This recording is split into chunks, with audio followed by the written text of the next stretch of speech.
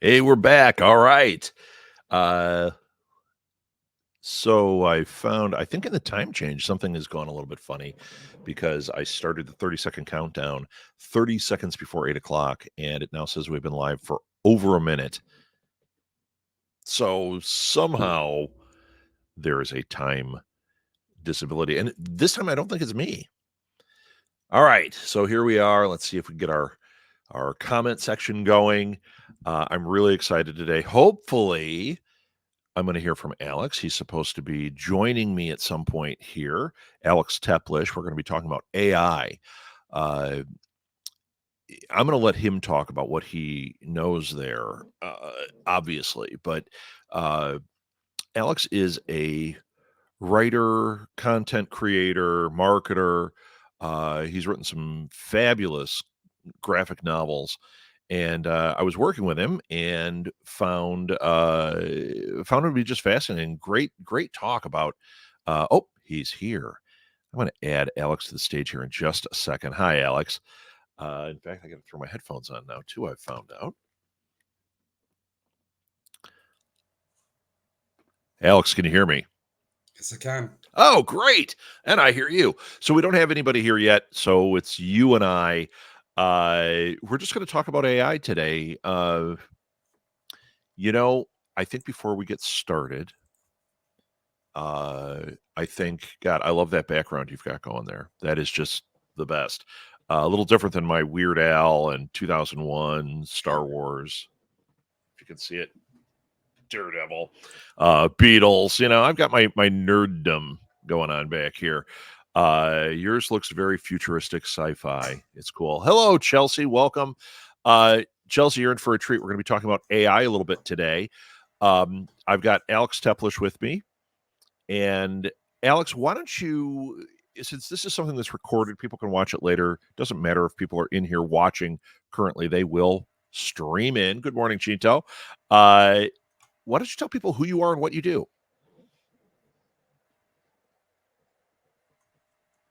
Yeah, so my career has revolved around technology for the most part. I've worked in all different industries the last 25 plus years, currently in the healthcare marketing industry. But on the side, I have many passion projects. I love to create, work with my creative side that I don't get to use as often at work. And I've authored a couple of graphic novels and love working with innovation, technology, playing with new technology, and seeing how far I could push the technology and do creative things with it. Well, it's funny. My intro to you, you never know. I mean, when you meet people in a con setting, we met at ALA, uh, you never know what they do outside of that world because everything is so concentrated on that world. And to me, I think of you as a writer. That is what I think of you as. And then Mm. somebody who knows quite a bit about marketing and uh, AI, obviously. So it's funny when you start talking about, well, I'm in the healthcare industry and I do this. It's like that doesn't necessarily track in who I think of with you, but it's obviously who you are. Here, I'm going to actually put up a slide. I'm getting used to how some of these things work, Alex. So if I am ham Sure. fisted about it, there we go. My guest this week, Alex Teplish. And Alex, the other thing I'm going to do here, as long as we're talking and kind of getting going here, is you're going to love this. There we go. Go to Rabbit Vortex on Facebook. I put a nice little ticker along the bottom. So uh, there we go. So that way we've got you getting promoted right here uh, Yeah. with your AI stuff. So uh, first of all, with my comment crew here with Chelsea and Chinto, and hopefully Sarah will be here soon, and others. Don't be afraid to ask questions. I know this is a big topic. The very first question we ever had on this show, I mean, literally out of the gate, we started up. I said, "Okay, we're going to treat this like an AMA. Anyone have a question?" And Serena, who will probably be here as well, immediately, what do you know about AI and how does this affect me as an artist? And this is what I want to get into. So, Alex, uh, we'll go with this one. That one's better. Uh, You talked to me quite a bit about your use of AI as a creator. Uh, let's start there. What are your thoughts on this? Is this something they should be afraid of? Is this something they should embrace? What do you think? Well, I see it like any other tool, Photoshop, video editing software, things that have been introduced over the years. Before we even get into that, talk about the term Luddites, which is a violent movement that happened in the early 19th century by textile workers against machinery as they were building factories to create fabrics. The people who were used to doing everything with their hands were protesting these types of new factories, and they would break in and violently destroy these factories, and they were just against progress. The same way I see AI, and there have been other movements throughout history just like that. That term actually became used for people who try to get in the way of innovation and technology. But going back to AI, I see it as a tool. I believe that humans are the gatekeepers of it. We need to use it wisely. Like I mentioned earlier, I've authored two graphic novels. Both were done in the traditional sense, or at least the traditional sense in the 2000s. At least I did use work with illustrators, traditional illustrators, but they still used computers to create their art. Sometimes they would use drawing pads, and they would use software to color it, do things like that. So it's not like they took out a set of paint and markers and colored it, right? They used Right. software to do that. They use modern tools for it. Modern tools, exactly. Same thing with AI. We don't want to just allow AI to just give us whatever it outputs and go with that. That's not the creative style, really. That's not a creative path. The creative path is really humans being the gatekeepers, putting in time to think through our prompts, to think through what we want to see on the screen, curate the proper output, and then take it further, put it into other software, uh, add on top of it, composite various images together. In some cases, I've had to zoom in onto the pixel and draw on top of the actual AI output because it wasn't exactly what I wanted out of the software. And then there's so much more. So I do see it as a creative process.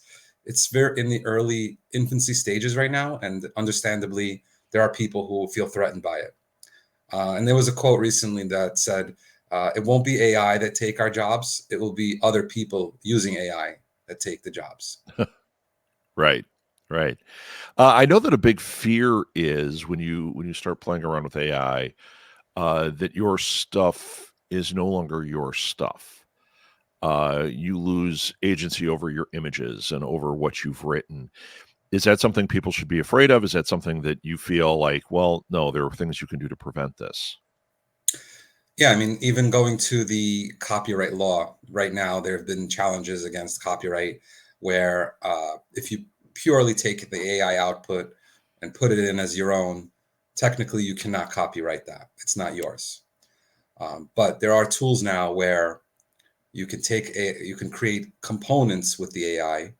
You can combine it with your own illustrations or other things, just like a collage or other types of work, video editing where people use stock footage.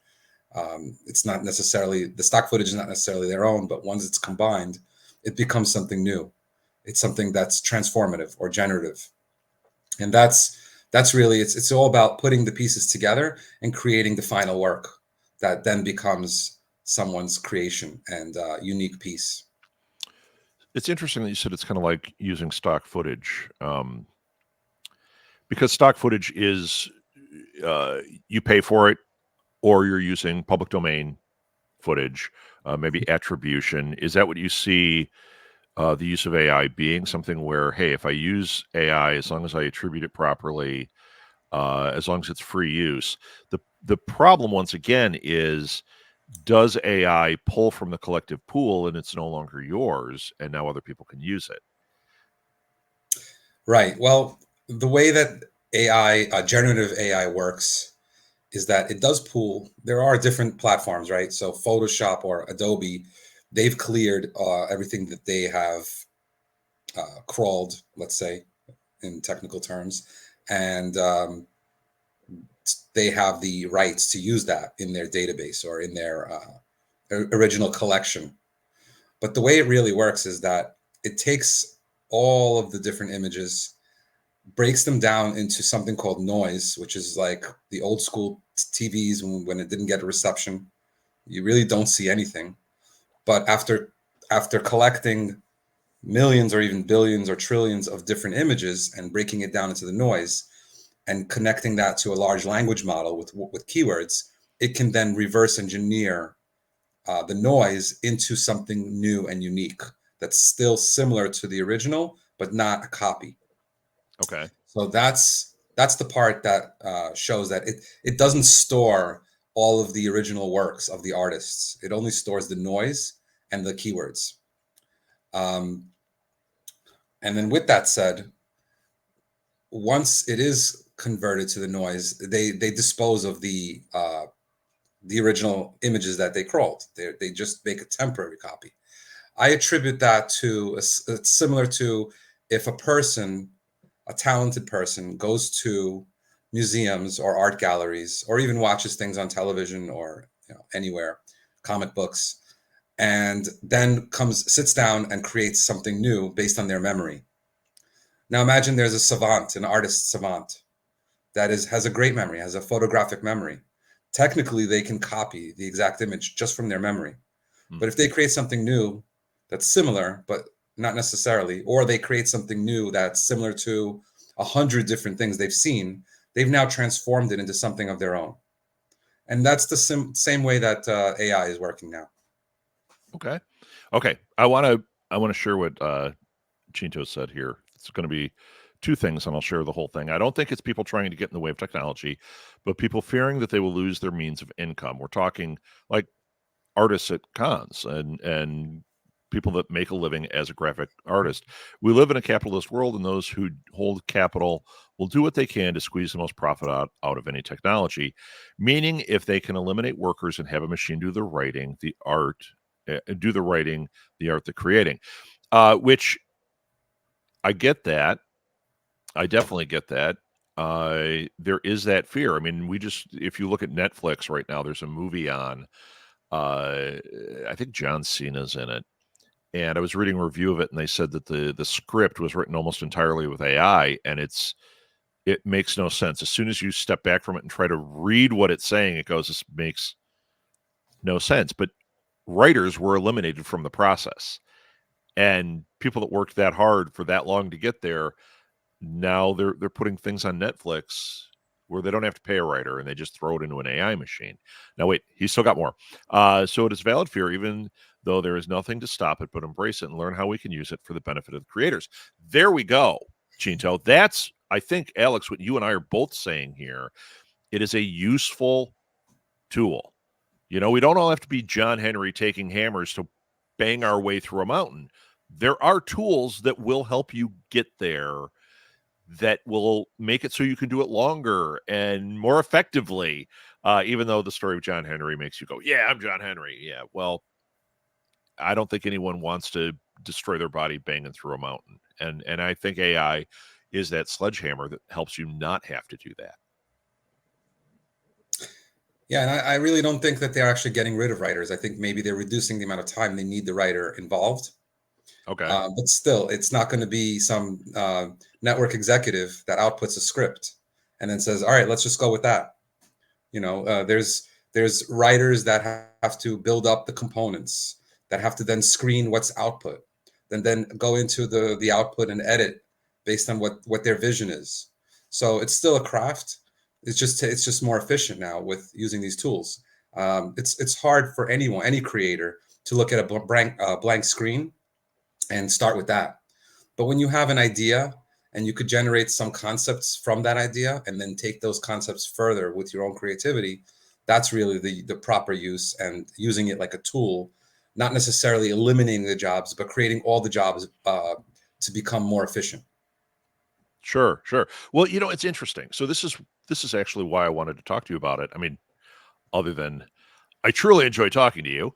Mhm. Uh, One of the things that you had talked about when we were standing there, you showed me some of your uh, projects, things that you were playing around with, which you can see at Rabbit Vortex on Facebook. You see it scrolling along the bottom there. So the thing that struck me, you told me this idea. You went, I'm not going to give the idea. They can look on there for it, whatever. Mhm. But let's take something random, like you were taking ideas, and you said, like, okay, take the idea of the Mandalorian, and you're going Mhm. to throw this into it and say it's the Mandalorian, and instead of being in the Star Wars universe, what does it look like if the Mandalorian is in modern day New York? And you start adding your ideas onto that, or you let AI kind of generate like the what if the Mandalorian was in New York, and you kind of an outline to work from. It's a spark. It's something that you can say, hey, this got my ideas flowing. And I don't see a problem with that. I think when you take exactly what it says, it's kind of like if you copy and paste Wikipedia articles and you throw it out there and say, this is my new book. Well, guess what? It's not your new book. Right. Same thing with AI, but it is a tool that you can gather ideas from or spark creativity from. And that was what I found so interesting with you when you were showing me some of these concepts. And I was like, oh, that's so cool. And these are the kind of concepts that, like, I'll think up an idea. Now I can get a visualization, or I can get an outline and start working from there. So when you're talking about using it as a tool, that's truly what you're talking about, right? Yeah, I mean, it starts with storyboarding the idea. Sometimes you have ideas, and I've had plenty that have been posted on this page, on the Facebook page, Rabbit Vortex, where I wouldn't necessarily go and hire a team of artists, nor do I have the budget for every idea that I have. May not explore every idea in depth, may just create a small storyboard, share it with people, but not necessarily do much with it. But then I have other ideas where I'm now taking them into first starting with the creating the imagery, the storyboard, now taking these images into another software, another AI tool that animates some of these images, then creating music, sound effects, voiceovers, and combining it all in video editing software. So I've now spent time and a workflow around putting together a short video that portrays this full idea with all the different aspects of it. Now, once again, I might sound like a broken record, but I got to ask this question. So you come up with a concept like this, you've got an original idea, and you start storyboarding it on there. This is, I think, where the fear pressure point is. Those ideas, then, do they become part of the AI collective, and now they're out there, and you don't really own them? It really depends on which tool you're using. Most of the tools are not taking the creation, the output, and putting it back into the learning. Okay, okay, Maybe the text to text ones like ChatGPT that may be doing that, but otherwise, Midjourney, um, and some of these other tools, Runway, some of these other tools, they're pure output that you keep, and depending on their policies, you own. You may not necessarily have the copyright at the moment, but you own that footage or that imagery. Now, if you take 10 different pieces of AI output as images and then go into a tool like Photoshop, composite them, change some things, add a title, create a poster out of that or something, some other derivative. Now you could potentially copyright it. And I think that that's where the law becomes a gray area, and it's still in the early stages and it will be challenged. sure, sure. Uh, our comment section has gone very silent, but I know people are listening. Does anybody have any questions for Alex? Because he is a creator. He is a graphic novel creator. Uh, he is a futurist. He's looking ahead and thinking about this stuff. He is a great resource for this. Does anybody have any questions? I know there's always an awkward pause while we figure this out, but I just want to add that yeah. I'm working on other projects. One of them is another graphic novel. Okay. Another one is a potential 2D animated feature film, both of which I would want to work with traditional illustrators. But I am using AI to storyboard the ideas, to provide them with palette and color concepts and backgrounds and character explorations. But then the illustrators will still have their jobs and will take that and take it even further in some cases, things that AI can't do at the moment. It reminds me of like when you submit a children's book.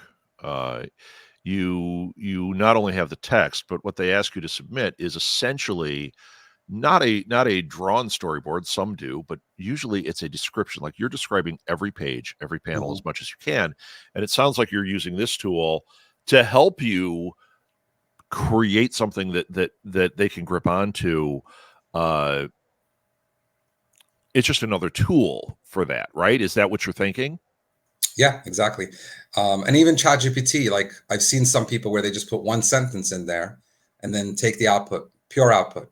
Yeah. And I don't know if most people have noticed, but after a while, you start to see that ChatGPT has a certain style of its own if you don't give it enough of your own Right. ideas. You can kind of tell. Yeah, you can tell it uses the words embark, thrilling, journey. Those are very common words. And when Wait a minute. I use those all the time. Uh-oh. right. But I'm actually now starting to see or hear people using those all the words in one sentence in their keynote speaking. So I could tell right away, oh, that sounds like they just took pure output from ChatGPT and didn't even make their own edits to it. But after a while of using these tools, you realize that you need to put your own creative spin to the output and take it even further.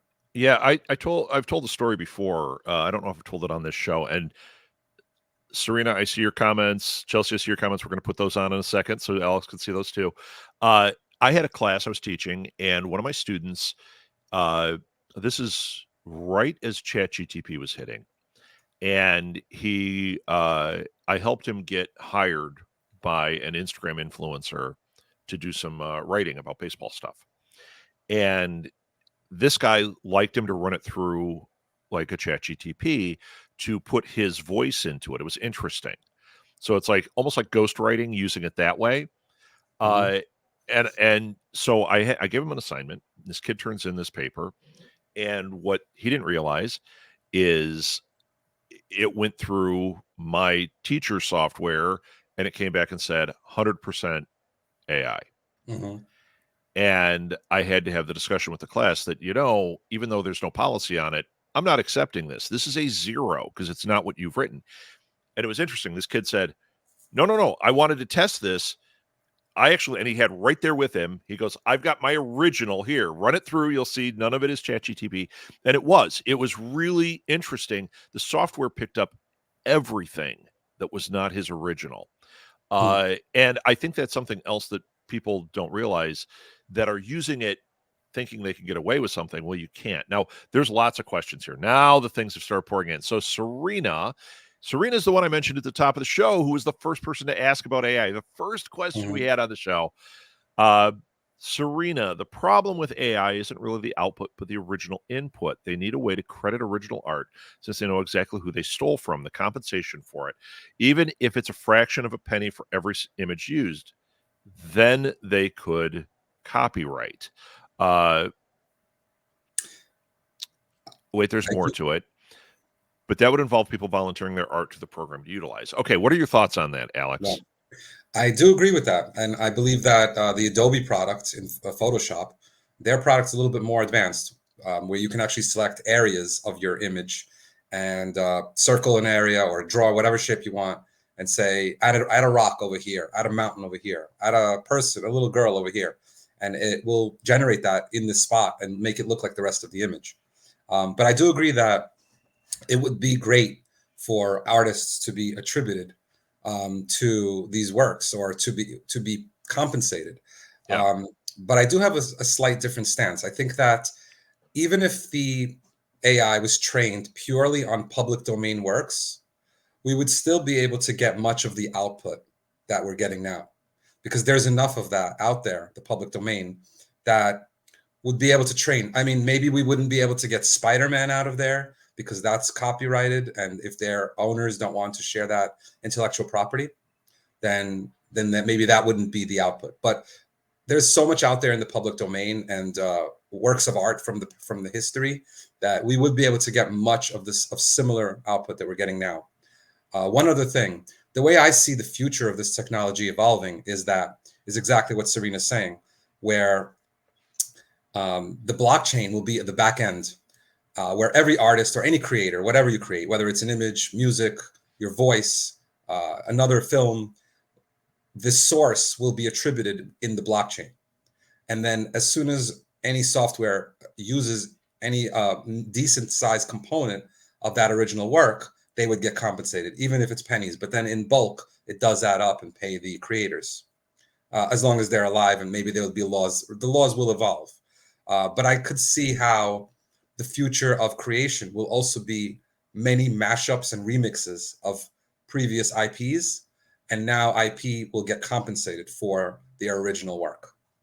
And that will then empower illustrators to create things with their hands originally, upload it, and now other people all over the world can create derivatives of that, their own versions, their own mashups, and then everyone gets compensated in the process. Interesting. It's kind of like how the music industry has been Yeah, evolving, exactly. but it's a visual medium of that. I think about like Spotify, how I have friends that are musicians that say they get a sliver when you play. They're upset about it, but before you weren't getting anything because it was all getting traded for free.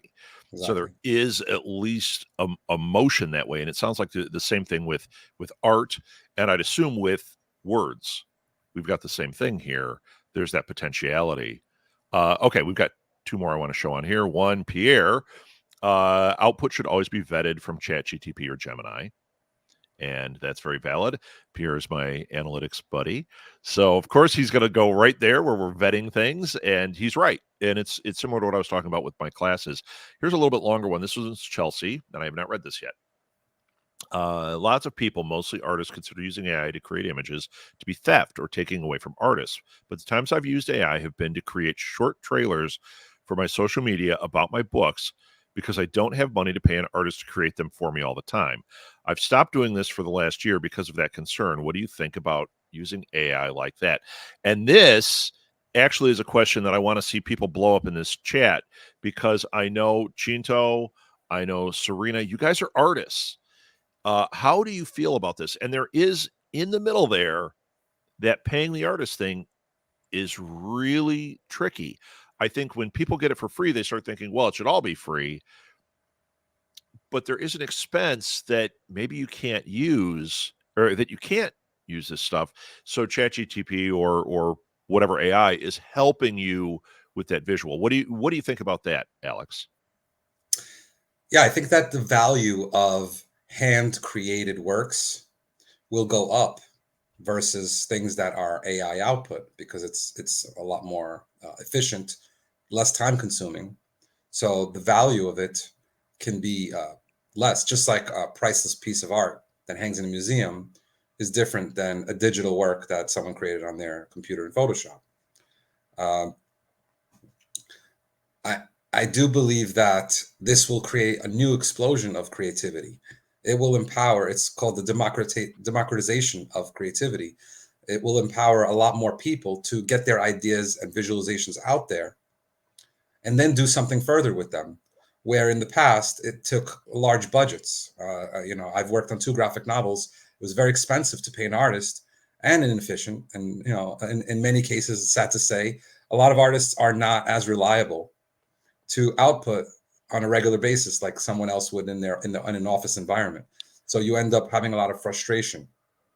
Not to say that it's not appreciated, but there are obstacles in working with in the traditional way. This will allow many different people all around the world to create more works of art, and we can call it art. We don't have to call it art. Some people don't want to call it art. That's okay. There are creative output, and they are new ideas. Yes, there are a lot of people who are just kind of creating other versions of traditional characters, but then there's so much more to it. And I think there's this other genre where you can create photorealistic visualizations, and they're not necessarily competing with traditional illustrations. It's this, and you wouldn't be able to stage those visualizations as a photo. It would be too expensive to create the masks, the makeup, the lighting. Right, right. You just wouldn't be able to do it. But now you can actually output that as a book and use those kinds of visualizations where they look like it's real life, but you just wouldn't be able to recreate that in actual life, real life. A couple more comments in here. I'm not holding my breath that illustrators and visual artists never get credited, unlike motion and music. Yeah, I mean, hasn't that been a problem forever? Same thing with writers. I mean, a lot of writers complain about the same thing. Yeah, the ones that get credited and get paid, it can be pretty sweet. And then there are other people who are like, man, I've been grinding away on this. Like I know people that have written on shows that say I get paid less than the guy making my Starbucks, and I'm putting out massive input and really putting my art into it. Will they ever get compensated the right way? I don't know. I thought this was interesting too. My awakening from this AI thing is to create more traditional art and ink business brushes, and then learn older forms of bookbinding, which actually I think matches this. Mhm. This is a modern tool. Going back to those older tools, it's the same thing that happened with animation when everything became 3D modeling, and all of a sudden we're seeing a movement where there's a lot of people that are trying to use traditional 2D cells. They might clean this up, do a little coloring, color correcting with computers, but they're trying to go back to that traditional form of animation. And I think that's where we start getting some really interesting things. It's kind of like you got to break the system first. Mhm. Unfortunately, for you guys, my friends that are artists and writers and that, it's scary because what if it breaks the other way? Okay, let's see what Pierre has another one. The usage of AI in creation needs to be referenced in universal way so that people know where to check, like the nutrition label. Yeah, I think that comes down to the laws, right, Alex? Well, I think that if it was a derivative of two or three images, you could say that it's pretty easy. But a lot of this output is really a derivative of millions of images. So how can you possibly create a list of credits? It could be down to a few pixels of something. Sure. It's working similar to how the human brain works, where if you see a million dogs or even 1,000 dogs, and then you go sit down and draw another dog, it's not a copy of any of the dogs you've seen. It's just something from your memory that you've now combined, and that's where the issue starts to get in of crediting artists. That's very difficult to do in this scenario. I think I where did. the, I the did want to peer add one more. Oh, yeah, sorry. go ahead. Go ahead. I wanted to add a couple of things. We're talking about people losing jobs, and I want to quote Bruce Lee, who said, "Be like water." And I do think that in any time, whether it's today, 50 years ago, people need to be like water. You need to adapt with the times. You need to learn the tools. You can't. If you resist, you get left behind. So you need to, if you want to be successful in life, you need to constantly adapt, learn, and use the tools, adopt them. You could still be a creator. Like I actually enjoy illustrating. I've been wanting to get into wood carving. These are things I want to do just for the pure enjoyment of them, not necessarily for to make money. But I'll still learn the new tools. And one other thing I wanted to mention: there's a documentary called "Everything Is a Remix." I'm not affiliated with that at all, but I really highly recommend everyone to watch it. And the creator of that documentary, there's a few versions of it, one from 2014, I believe, and one recent. He analyzes old music, old movies, and shows direct connections between examples like Star Wars have not copies, but similar scenes to old samurai movies, or modern day music having similar melodies to older music. Sure. And in some of those cases, I would even say that the artists themselves, especially in music, doesn't even realize that they're actually copying or mimicking something they've heard. It gets into their brain, then they're on their instruments recreating it, recreating music, and it just comes out in a similar way. And I have a feeling that many times that they're not directly copying what they've heard. Yeah. I'm reading what Shinto right here. There's more. Yeah. You've got my brain exploding here. I'm thinking about this. Uh, you think about modern cinema.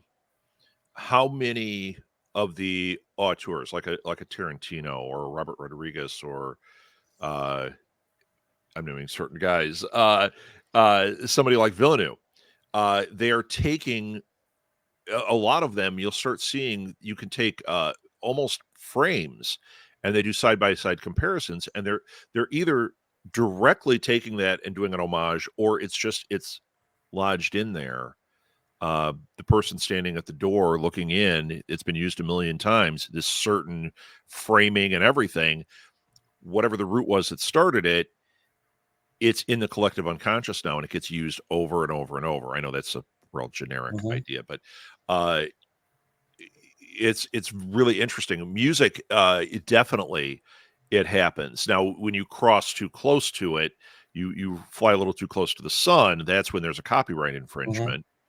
But at the same time, when you think about music, you think about how using samples and all that has become so prominent. It used to be people just flat out stole stuff.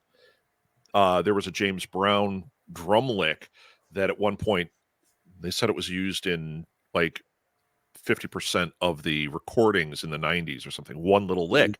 And in the beginning, there was no way to compensate. It was just, hey, this is free use. We're just using this thing. And it was like, well, no, that is not free use. But at the time, there weren't the laws in place. They didn't have a way of analyzing it other than somebody listening. So we've got that same situation here. Uh, okay, Chinto, My Awakening. Nope, we read that one. Here we go. There will be a brushback to more, a pushback to more traditional methods. IKEA cheap disposable furniture has brought a want for craftsmanship back and handmade furniture. Very true. IKEA is a great example. Is there not a place for both? There is.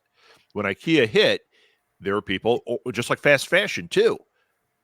Fast fashion, like my brain is Zara. People see that and they're like, well, man, this is going to kill. And it did. It knocked out a lot of anchor stores, the big guys, the big retailers. It knocked them out of the park because they couldn't compete. But the reality is, Zara is one piece of the puzzle.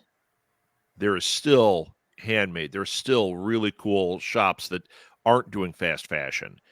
There's room for everybody. It's just a matter of that learning curve in the beginning, the growing pains that we're all going through. And then let's do this one. Unfortunately, we can't fear change. Like it's been said, we adapt or quit because the progress potential won't be stopped by just complaining about it. True. True. I think the bottom line, Alex, is that you're saying it's a useful tool. It's not up to us necessarily to push back against it as much as we need to keep figuring out where the laws should be, what's right, what's wrong, use our own personal ethical code. There are people that are going to rip off and that are going to do it outside of that ethical code, but I don't think that's the norm.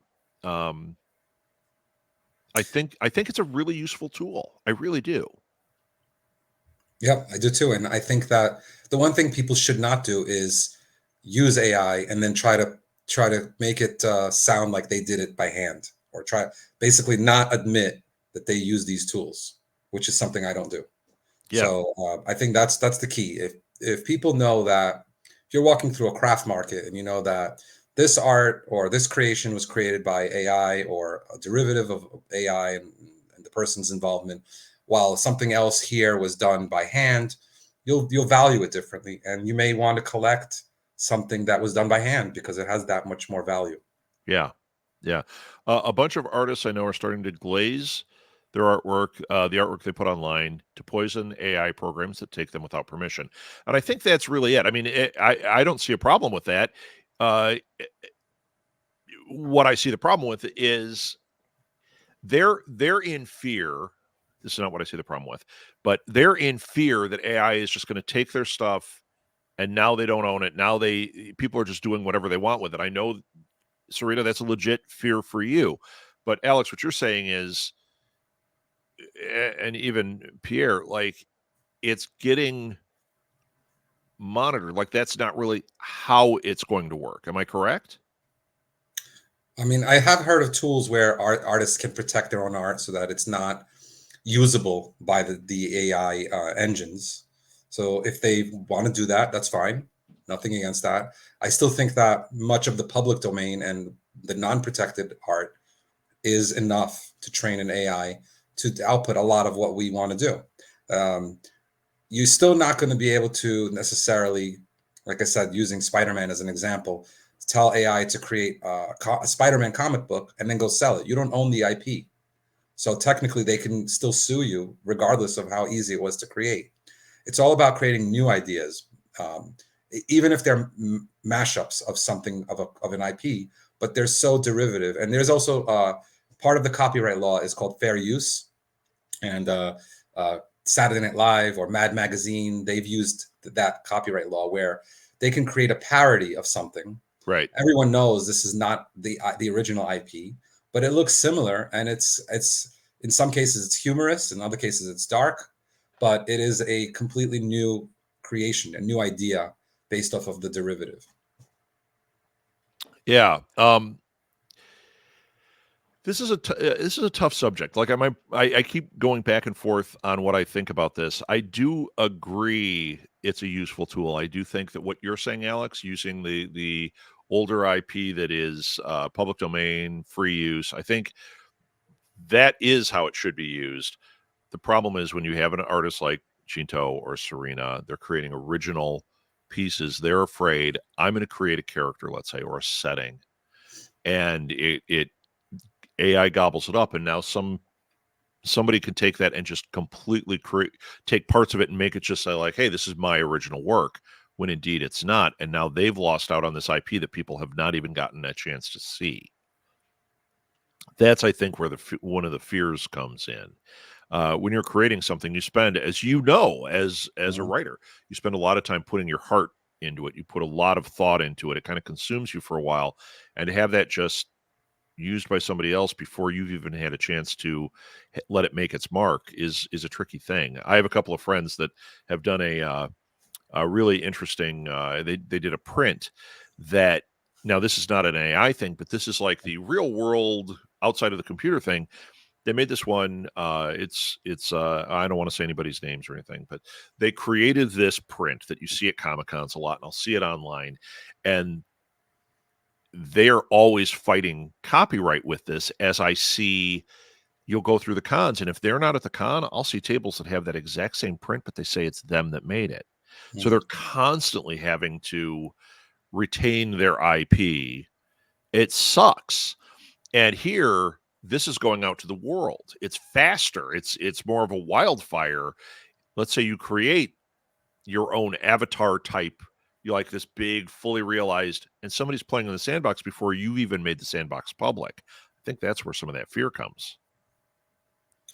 Yeah, I mean, I would say to encourage the traditional artists to use both, use their own hands and creativity like they have been, but adopt some of these tools so that they can also do their work more efficiently.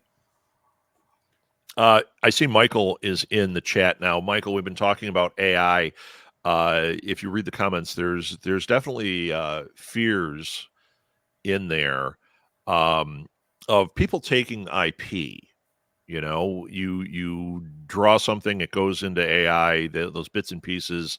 Now somebody could create something off of what you've created, and you're left going, hey, that, do it in the style of Chito Gonzalez. All of a sudden is a thing where somebody's creating, like you said, Spider-Man in Chito Gonzalez's style. It's like, well, you're kind of stealing my soul. And that's a fear. Michael, you do a lot with AI as well. If you want to jump in here and give us some of your thoughts, I think actually, Alex, you'll appreciate this. I think Michael's going to be my guest next week. So here, let's see what Chinto said. I stopped fearing it, and I'm just creating now, knowing that even before AI, people stole ideas, and if we live in fear, it will paralyze our creativity. Exactly. That is spot on.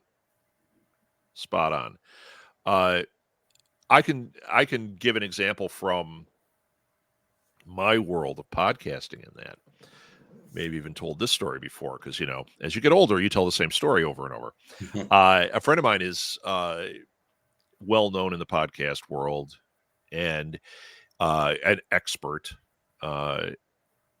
and I saw him on a thread of one of those nerdy threads that only the podcast guys like me are on. So there's 10 of us, right? And somebody in there wrote, well, should I be putting my podcast on YouTube? And he immediately jumped in. That's not a podcast. Don't do it. This could get stolen. Blah, blah, blah, blah, blah. And I jumped in and I said, he is off his rocker. Be on YouTube. It's another tool. What is your main goal, which is you want people to hear what you're having to say, or you want to share information? Why would you cut that off over a term? And I think this is a similar thing. Why would you cut off a tool? Just be careful how you use it. Just be careful what you're using and what you're doing. So when you said there is software that can protect the art, well, maybe that's where the efforts should be put in, making that better so that artists can freely put things up and know they're protected, right? Does that make sense? It does make sense. And it could be that that's only something that's needed right now in the infancy by some artists. I do think that eventually artists will potentially be compensated, but like I said, if you've seen thousands of pieces of art and then you go create something new, but they're based on ideas from all the art you've seen, who are you paying? Who are you attributing really? What are you attributing it to?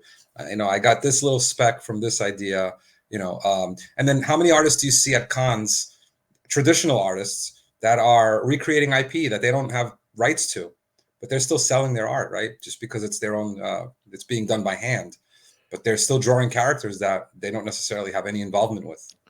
Well, there's the character thing, and then there's also the artist's soul. There's the style. If they're Right. mimicking Darwin Cook, I mean, there's a thing of you can be inspired by it. And your art kind of looks like Darwin Cook or looks like Jack Kirby. But if you're just putting it out there like this is my art and it's clearly ripping off Jack Kirby, I think that's where the line Right. is. And see, when you're selling at a con, you're selling to X amount of people. When the Spider-Man IP is not going to be stolen by some guy making a print at a con. But if before Spider-Man is known, a known quantity, Mm. if somebody's able to take that, put it out there as their own, that is very different, especially when you have, once again, worldwide reach. Yep. Michael wrote, now Michael's a marketing guy.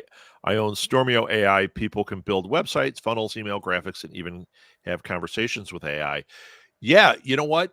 Once again, this goes back to it being a tool. Last week, I talked all about how to create your content for a year by using ChatGTP.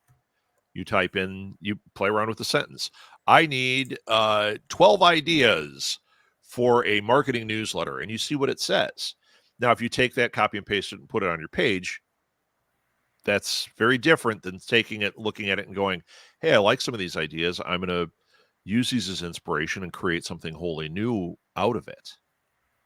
There's no difference in picking up a book and looking at what they had to say. What are the chapter headings? And, oh, hey, I'm getting inspired by these chapter headings. Or by analyzing somebody's Instagram page and going, oh, I like what they're doing by holding the book or Hmm. using their hand, and I use that. I filter that out in mine. But once again, if you're stealing their exact style, that's a problem. Here we go. Oh no, Alex opened the fan art Pandora's box. I find it funny how fan art creators are complaining about AI stealing their art. It makes me laugh because fan art is still stolen art, in my opinion, if it is used for profit. Um, yeah, I mean, it's a slippery slope, right? Yeah, I mean, I think that fan art will become a new layer to creation. For example, I have something, one of my favorite concepts, and I'm working on an animated version right now. A trailer, a conceptual trailer, is a fan art off of Planet of the Apes. I've loved the originals. I love the new ones. I love the whole concept. I'm adding a new spin to it based on my own background. I was actually born in the Soviet Union. So I created a concept called communism on the Planet of the Apes. And you could see that on my page in Rabbit Vortex. And it's really good. Thank you. And those are just the storyboard visuals for now. But what I'm putting together now is a trailer, as if it's a real series, a real television series or a Netflix series, and with voiceover, with sound effects, with music, with animated apes, in that world, in that universe. So that's turning into an actual workflow. It's not pure output. There's a lot of components to it, and now I have to put it all together. And ultimately, it's still my idea. I don't think it's been done. Yes, Planet of the Apes has been done, but this is a mashup of that. And just like for the last couple of decades or several decades, people have been into remakes, or at least the studios have been making all these remakes. Now it will become in the creator's hands to create remakes or reboots with their own spins on it, with their own vision. Yeah. Okay. We've got a couple more comments here. I see Serena has a big one about fan art. Getting to it. In regards to copyright infringement type thing via AI, that's hard. But if AI creates something, technically it's not yours. So can you copyright it? This is where the earlier part of the discussion we were talking about what the laws allow and what they don't. Um, if it creates it, but it's stealing X amount from another art form, that's where I think the artists are really scared. And the copywriting, so you've got this Planet of the Apes idea. It's a great idea, but now it's out in this collection of AI potentially. So if I go in and I start playing around and I'm saying Soviet Union, Planet of the Apes, is it going to take a significant amount of your idea there? Well, if it becomes publicly known that I've created something like that, and you basically want to do the exact same thing, then that's also can be that's where I still think that we're in the infancy of this technology. Once there's this other layer, and let's say it's based on blockchain, where you can attribute the idea to a person. Now, you even if you decide to create another layer of your own on top of my idea, it'll still be attributed. But if In the you're blockchain, it's attributing, still attributed to you. Yeah. yes, but if you create something that's inspired by 1,000 different people, then you've really created something pretty new. It Sure. it becomes so granular that it's no longer any one of those people's idea, and that's kind of how AI works. And it's also like you said, books. If I read many books, and that's what they recommend to any writer, is to read a lot of books. If you read so many books, eventually you could write well on your own, but you're really inspired by all these other things. I Yeah. mean, if you take a baby, they won't be able to create art. They have to experience life, even if they were already grown, but they haven't really experienced the world. They've been locked in a room their whole life. They really won't be able to do much. Maybe you give them a tool and they'll maybe draw a stick figure, but until they experience what came before them, they won't be able to create new and derivative creations in art. Okay, let's see what Serena said here. There's a whole gray area in fan art. The companies imply that artists can sell fan art, but they retain the rights to revoke that implied permission at any time. When an artist spends hours on a picture only to have someone put another character's face on it in 2 minutes in AI and start selling it, that's basically stealing hours of time. Yeah, Serena, I mean, you are absolutely right. And this is, I think that, like you said, the gray area that we're kind of poking at. I think, Alex, your position on it makes a lot of sense. It's just we need kind of laws and that to control that, right? It's hard to say control because we're talking. I'm also not a big supporter of heavy regulation of anything, really. You Yeah, know, no, I get it. I'm not either. I said the word and I'm like, it's not really what I mean, but yeah, I hear you. I think that what we're seeing now is basically creating these more efficient brains. Um, like I said, if it's really truly something new, it's not like you're copying a face and putting it onto or a head and putting it onto your own another body. It's really recreating it from a very fuzzy image of all these millions of things that have been seen before. yeah. Here, I'm going to show. Michael just put this. Like I said, he's going to be a guest, I believe, next week. Hopefully, it'll work out. You can also talk to Mike about this. Alex, you can see along the bottom here. Yeah. These are ways to contact these guys if you want to have more of a discussion about AI. Uh, it's something that people just have a lot of questions about, and I know that I'm fairly uneducated about it. I'm reading a lot, I'm asking people a lot, but it takes a while before it all gets in there the right way. And frankly, it's in its infancy. You know, let's see. If only our Congress would sit down and pass regulations on AI and not waste time banning TikTok. But here we are. Yes. Uh, but isn't that more important than any of? No, it's not. This is actually an issue that should be really thought out and addressed, just like we've seen a number of times. I remember when Napster hit. My father-in-law worked in music licensing, and he was just up in arms, and he just kept saying like, nope, it's crap, and everybody that touches it should be in jail because they're stealing. And it was like, well, yeah, they're stealing, but this is the infancy of something completely different. And we've got to, rather than shut it down and kick the door on it, we need to figure out what is this and why is this such an attractive thing to our brain and why does it work for us? Let's see what Serena says. Our Congress is way too old to even understand what's going on with these That's true. programs. That What is do you true. mean? We've all seen Mitch McConnell, and he's a spry young man that, yeah, okay. Jokes, right? Okay, so Alex, we're going to run out of time here. Why don't you tell people about your books? Because that's important too. Mhm. Alex has a couple of really fascinating projects. I would like you to talk about that, and I'll put a link to that in the show notes. But go ahead. What are your graphic novels? Yeah, so I have two completely different graphic novels. One is science fiction based on the ancient astronaut theory. For anybody who's familiar with the show on History Channel, the Ancient Aliens, I actually created this before that show was a thing, and I was inspired also by a theorist and his own books, his nonfiction books, and I included him as a character in my graphic novel. I worked with traditional artists and also computer artists. No AI was used for it, and it retells the book of Genesis from an extraterrestrial perspective. So that's called In the Beginning, the Epic of the Anunnaki. And people can check out some samples of the art and the trailer and purchase the book at inthebeginningthebook.com. Yeah, and I have another show. I have a secret show on a secret YouTube or a secret Facebook page called Graphic Tales. Alex, I'm going to invite you back on there because we're talking ancient aliens then and the Anunnaki. I'll have you on Graphic Tales at some point. So much fun. Now the other book, the one The that other book. we The other book actually is, got to know yeah. each other over. Mm-hmm. The other book is a lot more important to myself, my family, to humanity. It's based on my grandfather's testimony to the Shoah Foundation, founded by Steven Spielberg, about his experience surviving through the Holocaust in the Soviet Union. And it tells his exact story as he told it on video in his 3-hour video interview.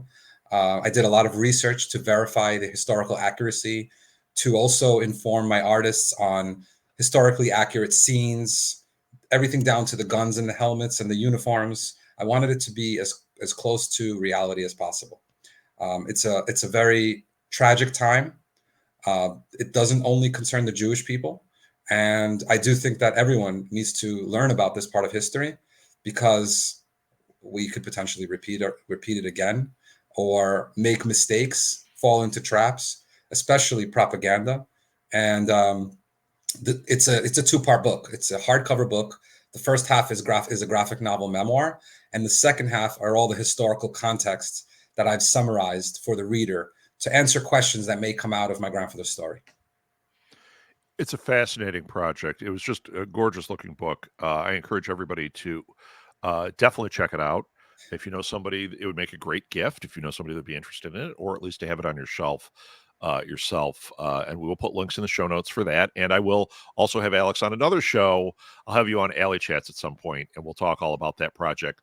That we can get a little more in depth on the project itself. And then there's another secret project that is so secret that I'm not even going to say the name, but I invited Alex when I talked to him this week that will involve that book as well. So, Alex, thank you so much for being on. Thank you for all the information.